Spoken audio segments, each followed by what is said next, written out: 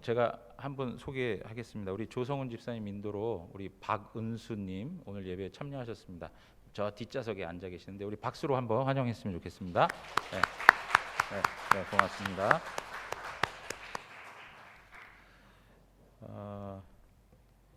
지난주에 우리가 노아의 후손들이 나라를 어떻게 형성하게 되었는가 하는 말씀들을 살펴봤습니다.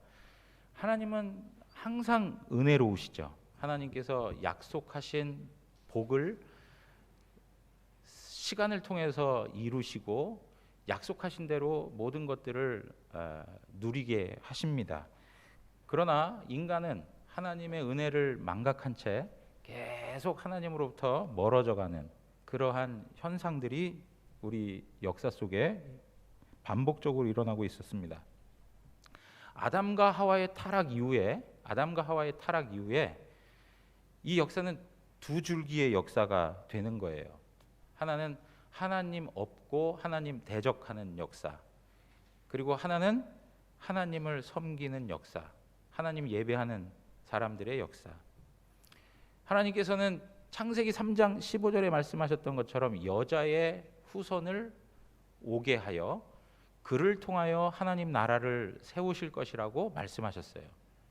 그러니까 그 여자의 후손을 보내기 위한 계보를 하나님께서 계속적으로 세워 가시면서 인간 세상과 그 역사를 계속 같이 할 수 있도록 하시죠.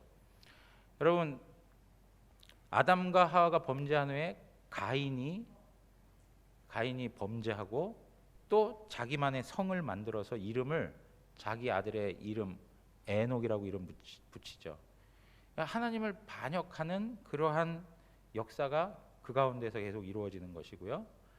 이제 그러한 때에 하나님께서 셋을 주셔서 셋으로부터 내려오는 계보를 통해서 하나님의 나라의 계보를 이어 가시는 것입니다.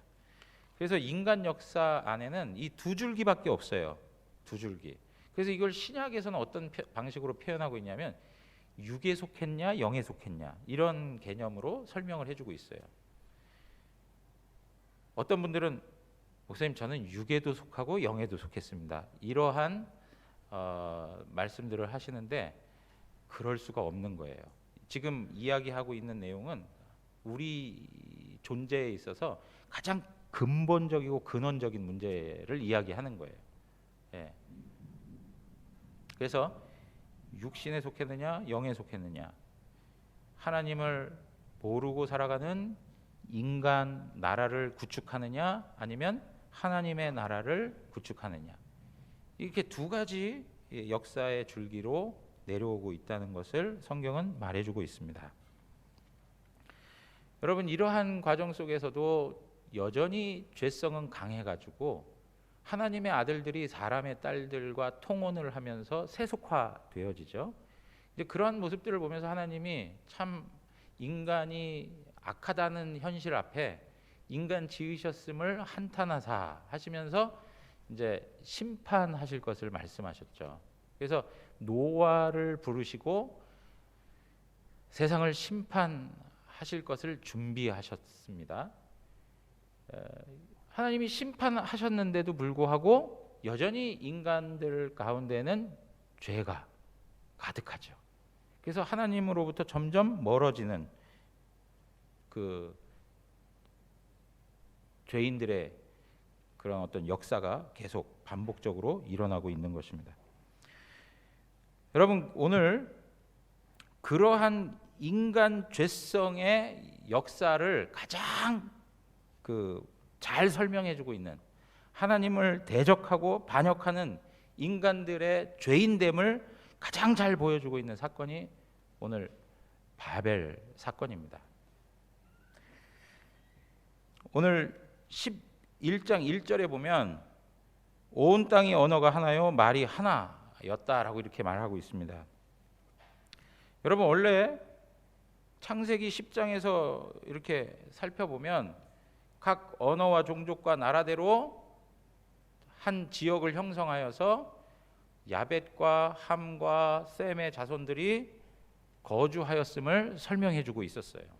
그러니까 여러분 오늘 우리가 창세기를 읽어갈 때에 창세기 10장에 있는 이야기가 있은 다음에 11장의 이야기가 나온 게 아니고 10장에 있는 족보의 이야기를 통해서 그 중간에 이 11장에 기록된 바벨 사건이 있었다는 것을 우리에게 설명해 주고 있는 거예요. 그러니까 10장이 먼저 있고 시간 흐름에 따라서 11장이 그 다음 나온 사건이구나라고 이해하면 안 되고 10장의 그 족보를 통해서 역사를 개괄적으로 보여주는 그 가운데에 지금 11장의 바벨 사건이 나타났다는 것을 우리가 알아야 되는 것이죠. 여러분 그런 측면에서 창세기 10장 25절에 가서 보시면 에벨은 두 아들을 낳고 하나의 이름을 벨렉이라 하였으니 그때 세상이 나뉘었다라고 얘기하고 있어요. 벨렉 때에 세상이 나뉘어졌다라고 얘기해요. 세상이 나뉘어진 이유가 무엇이었습니까? 그때부터 사람들이 종족과 언어와 나라대로 정착하였다고 10장 5절, 20절, 31절에서 반복적으로 설명을 해주고 있어요. 그런데 이렇게 나뉘어지게 된 이유가 있는 거예요. 그 이유가 뭐냐니까 하나님께서 그들을 흩으셨다는 거예요. 오늘 11장 9절에 있는 말씀을 보니까 여호와께서 거기서 그들을 온 지면에 흩으셨다라고 이렇게 말을 하고 있어요. 여러분 언어가 하나였습니다.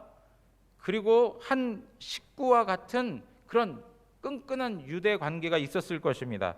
그럼에도 불구하고 이 사람들을 흩어버리게 된 이유가 무엇일까요? 하나님께서 의도하여 그 인류를 흩어버리신 거예요. 왜 그들을 흩어놓으셨는가?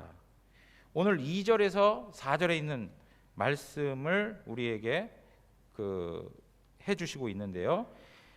이에 그들이 동방으로 옮기다가 신할 평지를 만나 거기 거류하며 그래요. 여러분 그들이 동방으로 옮기다가라고 이렇게 표현하고 있어요. 동방으로 옮긴다. 우리가 앞서서 한번 말씀드렸죠. 에덴의 동쪽으로, 그죠? 가인이 동쪽으로 간 것. 성경에서 동쪽으로 자꾸 나가는 것은 어떤 의미를 우리에게 전달해 주는 것이라고요? 하나님으로부터 멀어지는 것. 하나님으로부터 계속 멀어지는 거예요. 동쪽으로 갔다 하는 이야기. 지금 여기서 그들이 동방으로 옮겼다는 얘기는 하나님으로부터 점점 멀어졌다라고 하는 것을 말해주고 있는 거예요. 그래서 구속의 그 은혜를 베풀어 주시면서 사실은 예수 그리스도가 오시면서 그 구원의 회복을 알려주시기 위하여 하나님께서 우리에게 등장시켜 준 인물이 누구냐? 동방 박사들이죠. 동방에서 이 땅에 오신 구주 예수 그리스도 앞에 가까이 와 그분을 경배하는 것으로 하나님의 회복의 역사가 이루어지고 있다는 것을 말씀해 주고 있는 거예요. 여러분 이러한 방식 속에서 인간들은 점점 죄를 범하게 되는데 어떤 일들을 하느냐? 신할 평지를 만났다고 얘기해요. 여러분 신할 평지는 우리가 10장에서 살펴본 내용에 의하면 10장 10절에서 12절에 있는 말씀이요. 거기 내용을 보면은 10절에 보면 그의 나라는 신할 땅의 바벨과 이렇게 시작해요. 여기서 그가 누구이죠? 그는 세상의 첫 용사였던 니무롯이에요. 니무롯의 나라는 신할 땅 바벨과 하면서 시작돼요. 여러분 첫 용사라고 하는 의미가 무엇이라고 그랬습니까? 그가 첫 번째 정복자가 된다라고 말씀을 드렸어요. 정복자. 그는 사냥꾼이라고 그랬어요. 용감한 사냥꾼이에요.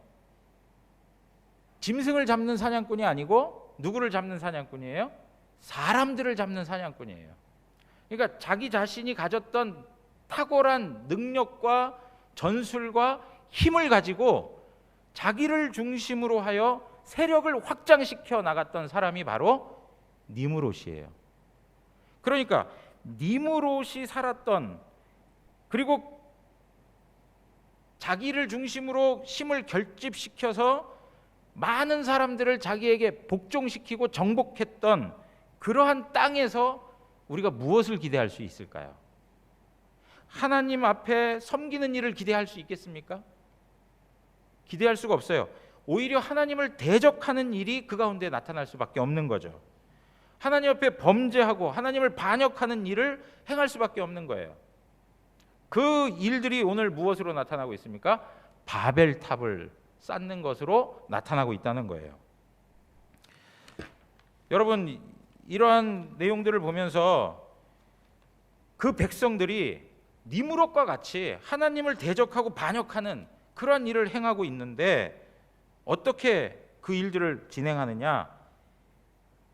벽돌을 만들어서 견고히 굽고, 그리고 벽돌로 돌을 대신하며 역청으로 진흙을 대신하자, 이렇게 얘기해요. 그러니까 벽돌과 역청을 사용해서 우리가 우리의 안전을 위해서, 그리고 우리의 이름을 내기 위해서 바벨탑을 쌓자라고 얘기하는 것이죠. 그 당시에 벽돌과 역청을 사용했다라고 하는 것은 일반적인 건축술에 있어서 상상할 수 없을 만큼 획기적인 사건인 거예요. 그러니까 오늘날로 우리가 표현할 때 이런 표현을 최첨단, 최첨단 건축술을 가지고 지금 바벨탑을 쌓고 있는 거예요. 여러분, 이러한 방식에서 벽돌을 사용했다, 역청을 사용했다, 그 이야기는 뭐냐면 모든 하나부터 끝까지 모두 다 인간의 능력으로 다 메꾸겠다는 거예요. 여러분, 우리 이 벽돌 한번 보세요. 벽돌 사이에 전부 다 틈새가 없이 다, 이거 뭡니까? 뭐라고 하죠? 시멘입니까? 이게 뭡니까?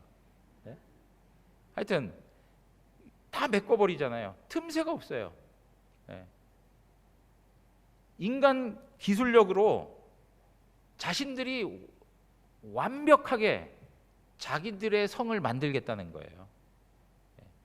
조금도 틈이 보이지 않을 정도로 자신들의 능력을 발휘하겠다는 거예요. 그런데 이렇게 도시 건설을 하고 있는데 탑을 쌓는 거예요. 탑을 쌓는데 오늘 말씀해 보니까 그 탑 꼭대기를 어디에 닿게 한다고요? 하늘에 닿게 한다는 거예요. 여러분, 하늘에 닿게 한다는 얘기는 우리가 봤을 때는 가장 높은 곳을 이야기하고 있지만 사실 그곳은 무엇을 의미해 주는 것이냐면 하나님의 자리를 말하는 거예요. 하나님의 영역을 말해주고 있는 거예요. 하나님의 보좌 앞에까지 올라가겠다는 거예요. 그러니까 자기 자신들이 누구와 동등한 위치까지 가겠다는 거예요? 하나님과 동등한 위치까지 가겠다는 거예요. 사실은 하나님과 동등한 위치까지 가서 뭐 대결을 하겠다는 게 아니고 하나님 그 자리에 자신들이 앉겠다는 거예요. 철저히 인간이 왕이 되는 나라를 세우겠다는 것이죠. 그래서 여러분, 오늘 이 말씀에 보면 4절에 있는 말씀, 성읍과 탑을 건설하여 그 탑 꼭대기를 하늘에 닿게 하여 우리 이름을 내고 온 지면에 흩어짐을 면하자, 이렇게 얘기했는데 여기서 우리라고 하는 단어를 한 번 언급한 것처럼 설명하고 있지 않습니까? 그러나 원문을 보면 이렇게 번역을 하고 있어요. 원문을 보면 이렇게 설명하고 있어요. 성읍과 탑을 우리 자신들이 건설하여 하늘에 닿게 하여 우리의 이름을 내고, 이렇게 표현하고 있어요. 그러니까 우리 자신들이 건설하자, 우리의 이름을 내자, 철저히 인간 나라를 세우고 있는 거예요. 그래서 자신들의 힘을 결집시켜 가지고 하나님을 대적하는 데에 목적이 있는 거예요. 인간의 나라이고 인간에 의한 나라이고 인간을 위한 나라가 되어버린 거예요. 하나님은 없어요. 하나님을 대적하고 하나님 앞에 반역하는 인본주의의 나라를 만든 거예요.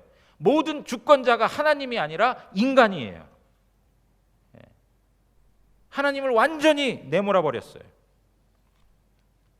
그리고 또 한 가지, 이들이 이렇게 국가를 만들게 된 것, 이렇게 나라를 만들게 된 이유가 뭐냐니까 4절 후반부에 나와요. 온 지면에 흩어짐을 면하자라고 하는 거예요. 자신들의 결집된 힘이 분산되는 것을 원치 않는 거예요. 여러분, 세상은 항상 힘의 논리로 일들이 진행되고 있다는 거 다 아시잖아요. 뭐든지 다 나를 중심으로 결집돼야 되는 것이잖아요. 내가 소유해야 되잖아요. 자기의 세력이 불어나야 되는 거. 거기에 사람들은 온 정신을 다 빼앗기고 살아가요. 여러분, 지금 나라를 위해서 이상적인 국가를 한번 세워보겠다고 대통령 하겠다고 등장하는 후보들을 보면 전부 지금 무슨 일 하고 있습니까? 자기의 세를 늘리려고 하는 일에 온 힘을 다 쏟고 있어요. 한 사람이라도, 한 지역이라도 자기를 지지하고 자기와 함께 해줄 것을 호소하고 있죠. 세를 불리는 거예요. 결집해야만 힘이 있다고 보는 것이죠. 이게 사람들이 가지고 있는 논리예요.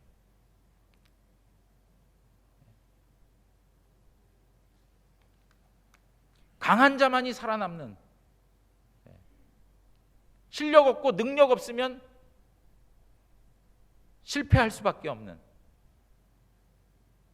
그러니까 세상이 치열하죠. 심지어 교회에서도 그래요. 요새 교회들 보면 너무 분쟁하는 교회들이 많아요. 그 교회들 모습들 보면 교회의 그 근본적인 문제들을 놓고 하나님 앞에 조용히 엎드려서 기도하고 진리의 말씀을 부여잡고 하나님 뜻을 구하는 그런 방식으로 문제 해결들을 해가야 되는데, 그게 아니고 어떻게 해요? 어떻게 하면 더 우리 편, 우리 세를 늘려가지고 무엇인가 답을 얻으려고 하는 그런 움직임들만 있어요. 여러분 주변에서 다투고 싸우는 교회에 가서 한번 물어보세요. 뭐 하나? 기도하는 사람 없습니다. 목소리 높이고 혈기 부리고 소리 지르고 할 수는 있어도 하나님 앞에 나와 엎드려서 부르짖지는 못해요. 전부 세상이 그렇게 가는 거예요. 그렇게. 자기 자신들이 가지고 있는 힘이 분산되지 않기 위해서, 그걸 막기 위해서 하나님 앞에 도전해 가는 거예요. 하나님 심판을 면해보자라고 얘기하는 거예요. 여러분, 하나님 심판이 물로 주어졌습니다. 그런데 하나님께서 뭐라고 말씀하셨냐면 다시는 물로 심판하지 않겠다고 약속하셨어요. 그 약속을 확신시켜주기 위해서 우리에게 보여준 게 뭡니까? 무지개를 통해서 하나님께서 보여주셨잖아요. 그렇죠? 그런데도 불구하고 그 약속의 말씀도 기억하지 못해요. 그리고 어떻게 해요? 하나님 심판이 있으면 그 심판에서 우리 스스로를 구원해보자 하는 마음 갖고 높이 탑을 쌓는 거예요. 하나님께서 약속하시고 그 약속을 확신하라고 무지개까지 보여주셨는데도 불구하고 그들은 그 말씀을 불신하는 그러한 시대였음을 우리에게 보여주고 있어요. 하나님의 약속이, 하나님의 말씀이 말씀으로의 권위를 입지 못하는.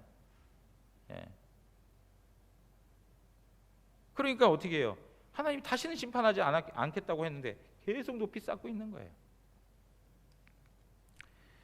사랑하는 성도 여러분, 오늘 이러한 내용들을 통해서 우리가 몇 가지 교훈을 좀 살펴봤으면 좋겠어요.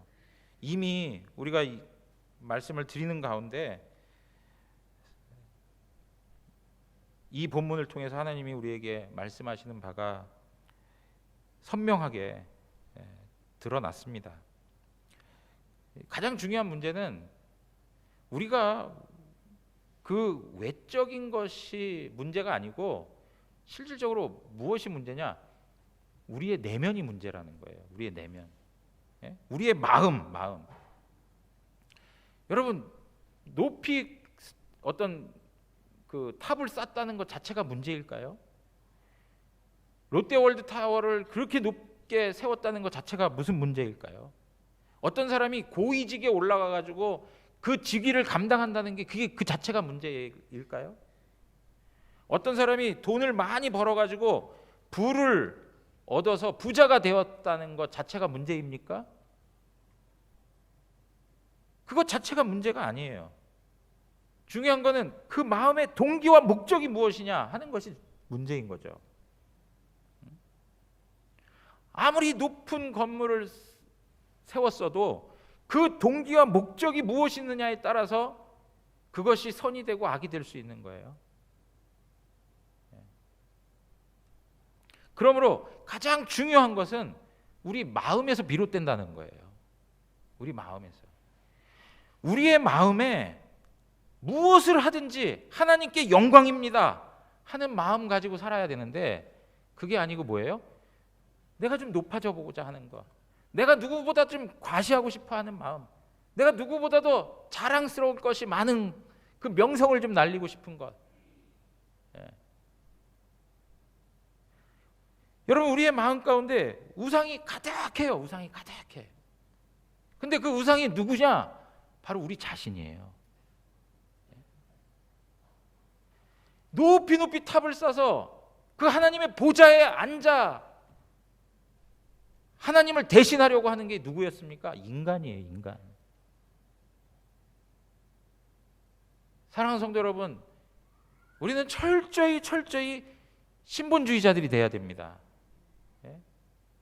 하나님 중심, 하나님을 첫 번째로 생각하고 하나님을 최고의 가치로 생각하고 살아가는 사람들이 돼야죠. 내가 먹든지 마시든지 무엇을 하든지 하나님께 영광을 위해서 사는 것이 우리의 삶의 방향이요, 목적이요, 동기예요. 다른 것에 있지 않아요.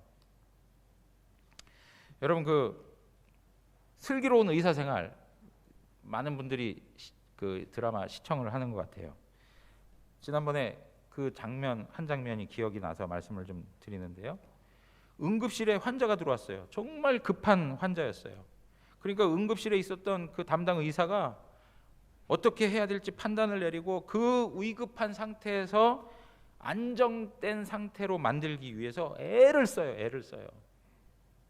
그리고 수술을 할 수 있도록 모든 조건을 다 마련해둬요. 정말 막 분주하게, 아주 긴장감 속에서 긴박하게 그 일들이 다 진행돼요. 그리고 나서 다 준비해 놓은 다음에 수술과 관련된 의사를 불러서 설명을 해줘요. 그래가지고 수술이 진행되는데 첫 번째 흉부외과 선생님이 먼저 수술하고 그 다음에 외과 선생님이 수술을 했어요. 그리고 그 환자가 이제 수술을 마치고 회복이 되었는데 이제 회진을 하지 않습니까?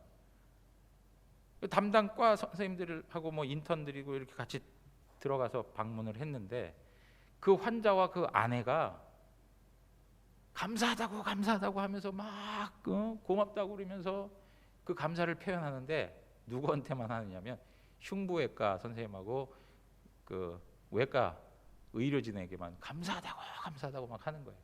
그러니까 거기에 누가 있었냐면 응급실 인턴이 있었어요.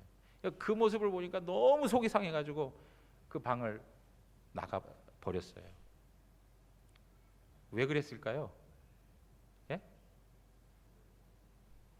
응급실에서 자신들이 수고하고 애쓰고 정말 그 긴박함 속에서 수술할 수 있도록 다 모든 것들을 준비했는데 알아주는 사람이 없는 거예요. 알아주는 사람이 없어요. 그래가지고 속이 상한 거예요. 정말 누가 고생은 다 하고 또 영광을 얻는 사람 따로 있다고 뭐 그런 격이 돼버린 것 같은 느낌인 거죠. 그러니까 응급실 그 담당 교수가 그 인턴을 찾아가서 말을 해요. 뭐라고 하느냐면, 야, 우리가 목적한 대로 환자가 살고 환자가 회복되었으면 그것으로 다 된 거야. 우리가 존재하는 목적대로 환자가 살아났으면 그것으로 다 된 거야. 뭘 더 바라겠니? 하는 의미로 설명을 해줘요. 그러면서 뭐라 그러냐면, 내가 너를 알아줄 테니까 힘내라. 내가 알아줄게. 여러분, 제가 그 장면을 보면서 목사로서도 얼마나 부끄러웠는지 몰라요. 정말 의사가 뭐 하는 사람입니까? 사람 살려서 고치고 회복시키면 그것을 다 되는 거잖아요. 가장 본질에 충실하게 사는 거잖아요. 의사로서 존재 이유에 합당하게 행하는 거잖아요. 그런데 우리는 그것에 더 나아가서 사람들이 알아주길 바라고 뭔가 명성을 얻길 바라고 다른 누구보다도 더 우쭐대고 싶어하는 것들로 인해서 비본질적인 거에 마음을 빼앗겨서 살아간단 말이에요. 그것 때문에 속상하고 그것 때문에 화가 나고 원망스럽고. 여러분 어떻습니까? 목사님 저도 그래요. 저도. 심지어는 이렇게 거룩한 하나님의 말씀을 전하는 순간에도 마음속에서 교만함이 확 올라올 때가 얼마나 많은지 몰라요. 야, 이게 뭔가. 뭐 좀 성도님들이 좀 알아주길 바라고 말이죠.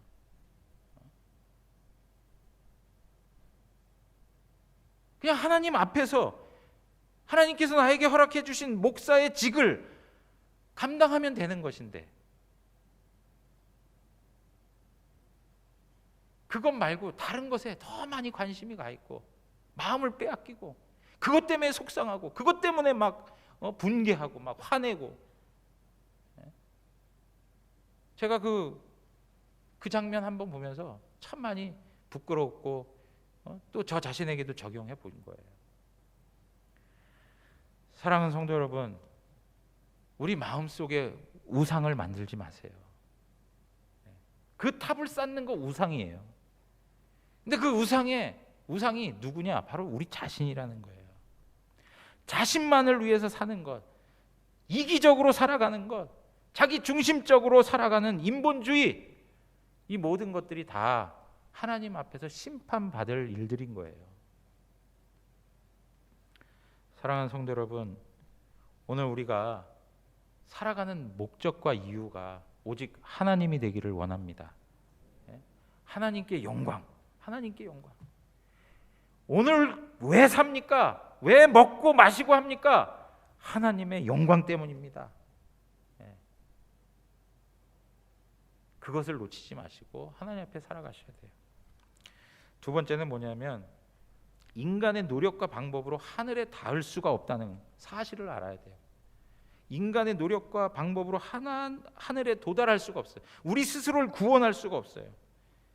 우리의 흩어짐을 면하자 했지만 그것을 면할 방법이 없어요. 여러분, 바벨이라고 하는 말은 히브리 말로는 혼란시키다라는 의미예요.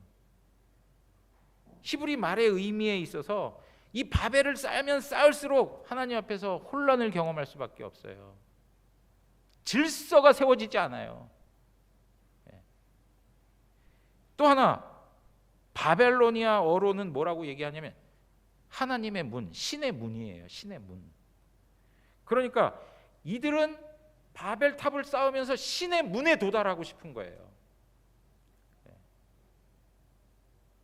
여러분, 우리가 죄인된 인간이 하나님께 도달한다는 것 자체가 구원이에요. 근데 죄된 인간은 영적으로 죽었기 때문에 하나님 앞에 도달할 수가 없어요. 근데 그들은 지금 끊임없이 인간 존재가 어떠한 한계성이 있는지를 모르고 자기 자신들의 구원 문제, 자기 자신들의 생명의 문제를 놓고 하늘로 다가서는 그런 헛된 일을 하기 시작했다는 거죠.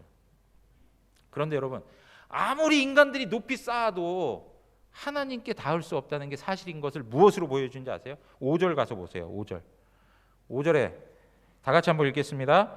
여호와께서 사람들이 건설하는 그 성읍과 탑을 보려고 하나님이 내려오셨어요. 예? 자, 7절에도 자, 우리가 어떻게 해요? 내려가서 여러분, 인간들이 아무리 노력해서 하늘 꼭대기까지 쌓았다고 생각했어요. 그런데 하나님 보시니까 어떻게 되는 거예요? 예? 내려오셔야 되는 거예요. 내려오셔야만 되는 거예요. 우리가 볼 땐 높이 쌓은 것 같죠? 하늘에 도달한 것 같죠? 그건 우리 착각이에요. 하나님 입장에서는 하나님 내려오셔야만 되는 거예요.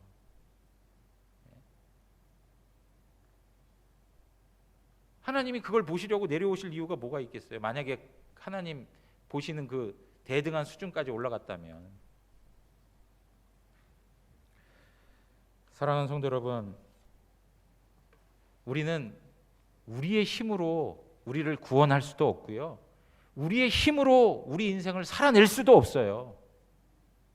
오직 하나님의 은혜로만 되는 거예요. 오직 하나님의 은혜로. 우리의 힘을 다 끌어당겨 가지고 우리 인생을 책임지면서 노력하고 수고하면서 살려고 하지 마세요. 예? 여러분 옆에 계신 분들한테 이렇게 한번 얘기해 보십시오. 힘 빼고 사세요. 예? 힘 빼고 사시라고 얘기 한번 하세요. 힘 빼고 사십시오. 그리고 꿈 깨세요라고 이렇게 한번 얘기해요. 꿈 깨세요. 예? 여러분 하나님 은혜로 사는 거예요. 하나님 은혜로. 그렇다면 우리가 어떻게 그 하늘 문에 도달할 수 있는가? 우리가 어떻게 하면 그 하늘에 닿을 수 있는가? 하나님 은혜라고 말씀을 드렸어요. 근데 보다 구체적으로 성경 우리에게 이렇게 말해요. 여러분 창세기 28장 12절부터 쭉 나오는 내용은 에서의 낯을 피해서 야곱이 도망가는 그런 과정들을 보여주고 있어요. 그러다가 야곱이 베델에서 환상을 보게 되죠. 무엇을 보았습니까? 12절에 있는 말씀이에요. 꿈에 본즉 사닥다리가 땅 위에 서 있는데 그 꼭대기가 하늘에 닿았고 또 본즉 하나님의 사자들이 그 위에서 오르락 내리락 해요. 여러분 야곱이 보니까 사닥다리가 땅에서부터 하늘 위까지 닿았어요. 그 사닥다리 위에 누가 있어요? 여호와의 사자들, 천사들이 오르락 내리락 하는 장면을 본 거예요. 그러면서 그 가운데에서 하나님께서 나타나셔가지고 야곱에게 약속의 말씀을 주세요. 내가 너에게 자손을 주고 내가 너와 함께하여서 너가 다시금 이 가나안 아비 집에 돌아올 때까지 너를 떠나지 않고 반드시 너에게 약속한 것을 지켜서 너로 하여금 복되게 할 것이다. 그렇게 얘기해요. 그리고 났더니 야곱이 17절에 뭐라고 얘기하는지 아세요? 17절 한번 보세요. 이에 두려워하여 이르되 두렵도다 이곳이요 이것은 다름 아닌 하나님의 집이요 이는 하늘의 문이다. 하늘의 문이다라고 얘기해요. 여러분 하늘의 문이라고 하는 표현 아까 뭐라고 얘기했습니까? 바벨이라고 하는 표현에서 그 의미를 찾을 수 있다고 말씀을 드렸어요. 하늘의 문이에요. 그곳 이름을 뭐라고 붙였습니까? 베델이라고 붙였어요. 하나님의 집인데 하늘의 문이라고도 얘기했어요. 그러니까 여러분 보세요. 하늘과 땅이 닿았다는 거예요. 사닥다리를 통해서. 그런데 이 말씀이 신약에 와서 어떻게 적용되어지느냐면 예수님께서 요한복음 1장 50절에서 51절에 있는 말씀 보시면 예수께서 대답하여 이르시되 내가 너를 무화과나무 아래에서 보았다 함으로 믿느냐? 이보다 더 큰 일을 보리라. 그렇게 얘기해요. 여러분 여기에 말씀하시는 내용이 뭐냐면 나다나엘을 예수님께서 부르시는 장면이에요. 나다나엘이 내가 너를 무화과나무 아래에 있는 걸 봤다. 그러니까 이제 태도가 확 달라지면서 나다나엘이 예수님에게 반응을 보이기 시작하죠. 그러니까 예수님이 말씀하신 거예요. 내가 너를 무화과나무 아래에서 보았다 함으로 믿느냐? 이보다 더 큰 일을 보리라 그래요. 이보다 더 큰 일을 보겠다는 거예요. 그 더 큰 일이 뭐냐? 51절에 말씀하고 있어요. 우리 다 같이 한번 읽겠습니다. 또 이르시되 진실로 진실로 너희에게 이르노니 하늘이 열리고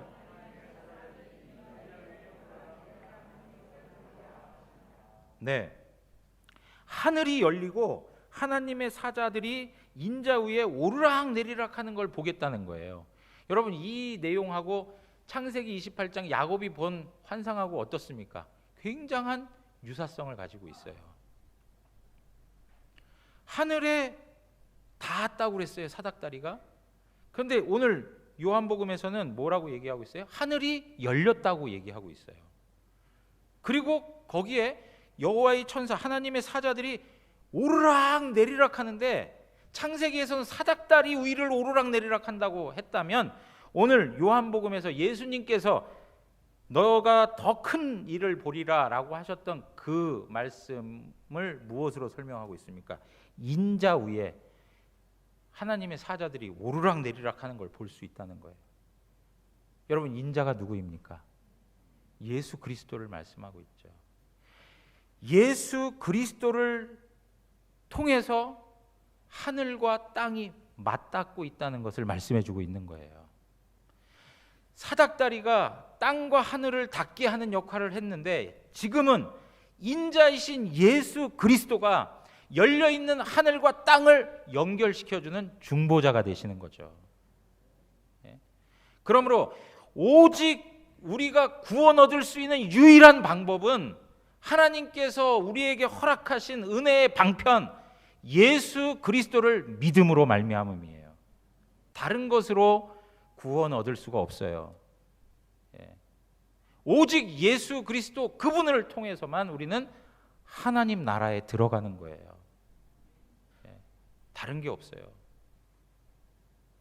아무리 인간적인 방법을 동원한들 우리는 하나님 앞에 나아갈 수가 없어요. 오직 예수님으로만 우리는 하나님 앞에 설 수 있는 거예요.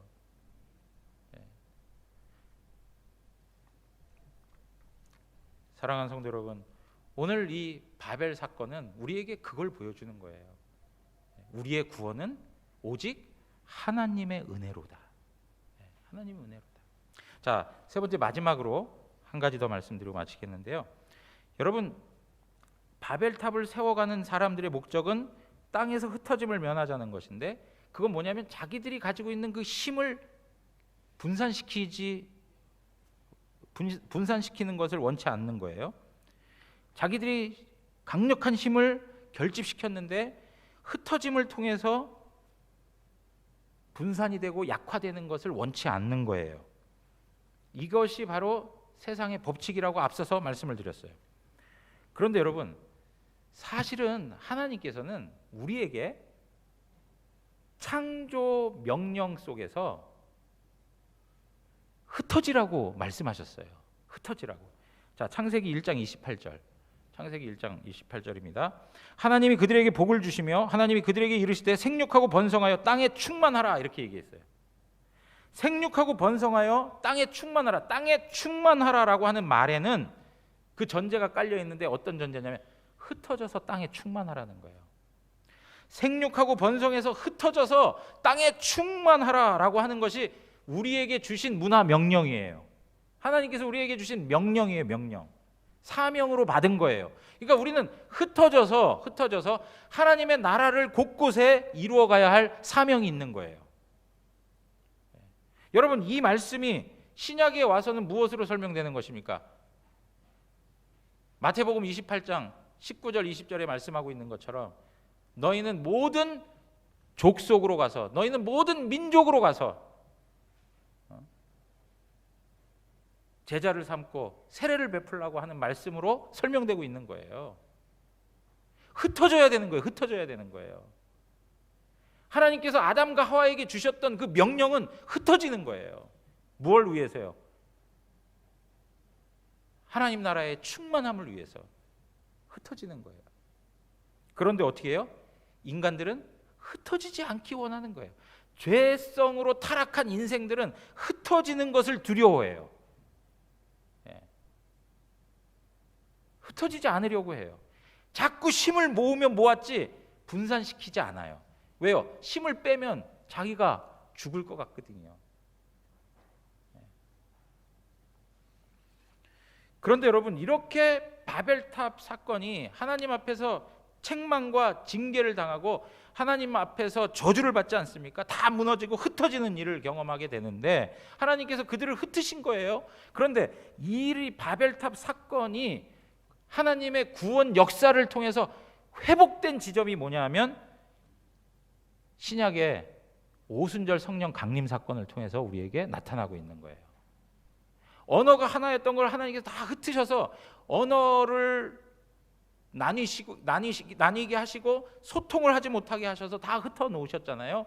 그런데 하나님께서 다시금 구원을 허락하여 회복시키셨다라고 하는 것을 보여주는 사건이 오순절 성령 강림 사건을 통해서 120명의 사람들이 각 족속의 언어로 말하기 시작하는 거예요. 방언을 하기 시작했다는 거죠. 여러분, 그 사도행전 2장에 나와 있는 그 방언한다는 거는 오늘날 우리가 알아듣지도 못하는 그런 방언을 하는 거하고는 다른 거예요. 왜 그러냐? 그때 했던 방언은 무슨 방언이냐면 흩어져 있던 유대인들, 디아스포라 유대인들이요, 흩어져서 거기에서 그 지역에서 난 사람들, 그러니까 자기가 난 곳 언어가 있는 사람들이죠. 만약에 내가 미국에서 태어났어요. 한국 사람이지만 미국에 이민 가가지고 부모님들이 이민 가가지고 내가 미국에서 태어났어. 그러면 그 사람은 영어가 편하겠죠. 예. 그런 사람들이 예루살렘에 모였는데 120명의 사람들이 성령의 임재 속에서 방언을 하기 시작하는데 그들이 난 곳 방언을 하는 거예요. 그러면서 그들이 말하고 있는 것이 무엇인지 분명하게 알아들을 수 있는 말을 하더라는 거죠. 그래서 8절에 이렇게 얘기해요. 우리가 우리 각 사람이 난 곳 방언으로 듣게 되는 것이 어찌미냐 하면서 놀라워해요. 여러분, 이렇게 하나님께서 오순절 성령 강림을 통해서 그들에게 다양한 언어를 회복시켜 그 모든 족속들에게 하나님의 구원 역사를 깨닫게 하시는 이유가 뭐냐? 하나님께서는 처음부터 여자의 후손을 통해서 천하 만민이 복을 얻기 원하셨기 때문에 온 세상 열방이 주 예수 그리스도의 복음으로 말미암아 복 받기를 원하시는 거예요. 그러려면 어떻게 해야 합니까? 흩어져야 되는 거예요. 흩어져야 되는 거예요. 그래서 사도행전 1장 8절에 뭐라고 나와 있습니까? 오직 성령이 너희에게 임하시면 너희가 권능을 받고 예루살렘과 온 유대와 사마리아와 땅 끝까지 이르러 내 증인이 되라라고 말씀하셨잖아요. 그러니까 하나님의 관점은 처음부터 땅 끝을 향해 있는 거예요. 땅 끝을. 제가 지난주에도 말씀드렸죠. 예수님께서 70명의 전도대원들을 세우신 목적이 뭐라고요? 그 70이라고 하는 상징적 수는 전 세계를 의미한다라고 말씀을 드렸어요. 하나님은 예수 그리스도의 복음을 전 세계에 선포하여 곳곳에 하나님의 나라를 세우기 원하시는 거예요. 그러려면 어떻게 해야 합니까? 흩어져야 된다는 거예요. 흩어져야 된다는 거예요. 그런데 여러분, 인간의 죄성이 얼마나 강력한지 그러한 은혜를 받았음에도 불구하고 예루살렘 교회가 흩어집니까? 흩어지지 않습니까? 예? 흩어지지 않아요. 자기들끼리 모여가지고 떡을 떼고 기도하고 가르침을 받고 전도하고 하는 것에 기쁨이 있어가지고 흩어지지 않아요. 그 모임이 더 견고해져 가요. 그러니까 하나님께서 하신 방법이 뭡니까? 예루살렘 교회에 환란을 등장시키시죠. 핍박과 박해를 받게 만드세요. 그래가지고 그 순간 다 뿔뿔이 흩어지는 일들이 생겨요. 디아스포라 현상이 확 생겨나게 되죠. 다 흩어지는 거예요. 흩어지는 거예요. 그래서 여러분, 사도행전을 보면 흩어진 사람들, 흩어진 증인들의 역사가 사도행전 아닙니까? 예루살렘에서 온 유대를 지나서 사마리아에, 그리고 더 나아가서 땅 끝까지 복음 전하는 하나님의 비전이 그들을 통해서 이루어져 가고 있는 거예요. 사랑하는 성도 여러분, 저는 우리 대구 영안교회가 이렇게 하나 되어서 지금까지 하나님 나라를 세워오면서 하나님의 그 사명들, 그 비전을 하나님 앞에서 순종해 온 것 너무 감사한 일이에요. 그렇지만 우리에게 여전히 기도의 제목들이 있어요. 교회를 개척하여서 계속적으로 복음 증거의 일들이 이루어지기를 바라죠. 온 세상 열방 가운데 선교사님들을 계속 파송해서 하나님의 복음이 세상 끝까지 더 증거되기를 우리가 열망하죠. 우리 다음 세대 자녀들에게 계속 복음의 가치를 남겨줘서 그들이 하나님을 잘 섬기는 믿음의 자녀들로 세워질 수 있도록 우리가 계속 기도하고 있어요. 우리가 사업을 하든지 어떤 일들을 하든지 간에 그 모든 것의 목적이 하나님 나라를 세우기 위한 그런 선한 청지기들이 되기를 바라는 마음으로 기도하고 있어요. 여러분, 이러한 모든 것들을 진행할 때에 어느 때가 되면 하나님께서 우리를 흩으실 때가 있어요. 예? 예를 들면 우리가 분리 개척을 해야 된다. 그러면 함께 가족같이 지냈던 우리들이지만 하나님의 선하신 뜻을 받들어서 헤어져야 할 때가 있는 거예요. 흩어져야 될 때가 있는 거예요. 예. 여러분, 우리가 이러한 내용들을 단지 그냥 하나님 기도만 하면서 하나님 우리가 교회들을 계속 세워가면서 뭐 분리개척하기를 원합니다 하고 기도만 하는 것이 아니라 그 일들이 진짜 주어졌을 때 우리 스스로가 우리 공동체에 대한 그 하나됨을 내려놓고 흩어지는 그 사명 또한 하나님 앞에서 감당해야 할 줄 알아야 된다는 것이죠. 여러분, 제가 일부 예배 때도 말씀을 드렸는데요. 지금 코로나 때문에 사실은 그 해외 오고 가고 하는 것들이 참 어렵습니다. 예, 쉽지 않은 상황입니다. 그렇지만 그런 문제들이 좀 해결이 되면 여러분, 우리 교회 성도님들은 휴가를 간다 그러면 휴양지 이런 데 가시는 것도 좋습니다. 뭐 그건 나쁜 것도 아니고 그런 것도 필요합니다. 그런데 중요한 거는 가족끼리 선교지 가가지고 선교사님들 격려하고 응원하고 선교지에서 어떻게 하나님께서 역사하고 있는지도 한번 눈으로 직접 보시고 우리 자녀들에게 그 현장을 보여주기도 하고, 그냥 어떤 휴가가 좀 있으면 그 휴가 때 그냥 휴양지에서 좀 쉬려고만 하지 마시고 그런 지역에 가셔서 예수 그리스도의 복음이 어떻게 지금 증거되어지고 확장되어져 가는지, 곳곳에 하나님의 나라가, 하나님 나라의 일들이 어떻게 이루어져 가는지 이런 것들을 확인하고 또 그 하나님의 비전들을 우리의 마음속에서 불타오르게 할 수 있는 그러한 은혜들을 경험해 갔으면 좋겠습니다. 사랑하는 성도 여러분, 하나님의 비전은 온 세상 열방 가운데 있다는 것을 기억하십시오. 그리고 우리는 어느 때가 되면 흩어져야 됩니다. 흩어져서 여러분, 우리가 이렇게 모이기만 하면 안 되고 직장 속으로 흩어져서 거기서 하나님 나라의 일들을 드러내고 선포해야 하는 것이죠. 우리에게 주신 사명이 바로 그러하다는 것을 놓치지 마시고 하나님 앞에서 이 바벨탑을 쌓는 인간의 그런 그 어리석음과 정말 죄악의 모습을 지니지 마시고 하나님 앞에서 말씀대로 순종하고 말씀대로 하나님 주신 사명을 우리의 삶의 현실에서 잘 드러낼 수 있는 그런 믿음의 사람들로 하나님 앞에 쓰임받는 우리 교회가 되기를 주님의 이름으로 축원합니다. 우리 다 같이 일어나